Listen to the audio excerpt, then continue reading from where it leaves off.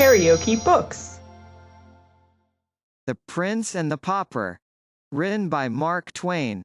Audiobook. Conclusion, Justice and Retribution. When the mysteries were all cleared up, it came out, by confession of Hugh Hendon, that his wife had repudiated Miles by his command, that day at Hendon Hall, a command assisted and supported by the perfectly trustworthy promise that if she did not deny that he was Miles Hendon, and stand firmly to it, he would have her life, whereupon she said, "Take it." She did not value it, and she would not repudiate Miles. Then the husband said he would spare her life but have Miles assassinated. This was a different matter, so she gave her word and kept it. Hugh was not prosecuted for his threats or for stealing his brother's estates and title, because the wife and brother would not testify against him, and the former would not have been allowed to do it, even if she had wanted to. Hugh deserted his wife and went over to the continent, where he presently died, and by the Earl of Kent married his relict. There were grand times and rejoicings at Hendon village when the couple paid their first visit to the hall. Tom Canty's father was never heard of again. The king sought out the farmer who had been branded and sold as a slave, and reclaimed him from his evil life with the Ruffler's gang, and put him in the way of a comfortable livelihood. He also took that old lawyer out of prison and remitted his fine. He provided good homes for the daughters of the two Baptist women whom he saw burned at the stake, and roundly punished the official who laid the undeserved stripes upon Miles Hendon's back. He saved from the gallows the boy who had captured the stray falcon, and also the woman who had stolen a remnant of cloth from a weaver. But he was too late to save the man who had been convicted of killing a deer in the royal forest. He showed favor to the justice who had pitied him when he was supposed to have stolen a pig, and he had the gratification of seeing him grow in the public esteem and become a great and honored man. As long as the king lived, he was fond of telling the story of his adventures, all through, from the hour that the sentinel cuffed him away from the palace gate till the final midnight when he deftly mixed himself into a gang of hurrying workmen and so slipped into the abbey and climbed up and hid himself in the confessor's tomb, and then slept so long, next day, that he came within one of missing the coronation altogether.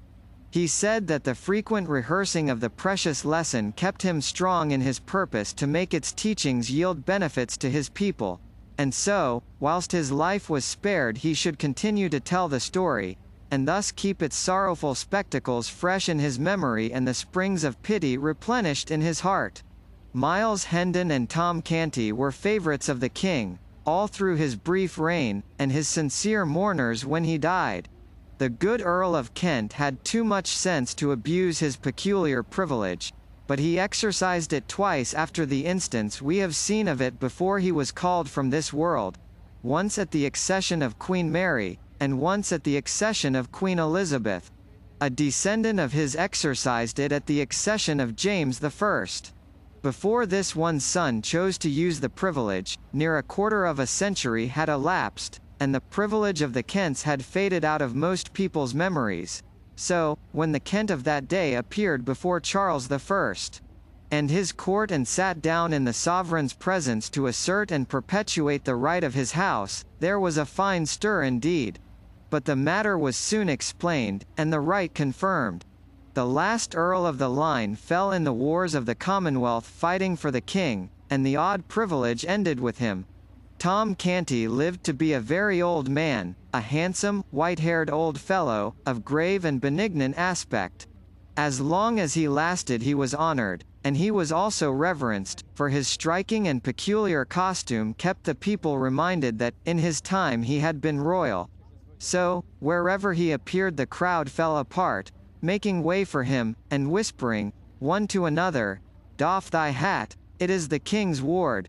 And so they saluted, and got his kindly smile in return, and they valued it, too, for his was an honorable history. Yes, King Edward VI. Lived only a few years, poor boy, but he lived them worthily. More than once, when some great dignitary, some gilded vassal of the crown, made argument against his leniency, and urged that some law which he was bent upon amending was gentle enough for its purpose, and wrought no suffering or oppression which any one need mightily mind. The young king turned the mournful eloquence of his great compassionate eyes upon him and answered, "What dost thou know of suffering and oppression? I and my people know, but not thou. The reign of Edward VI was a singularly merciful one for those harsh times. Now that we are taking leave of him, let us try to keep this in our minds, to his credit." KaraokeBooks.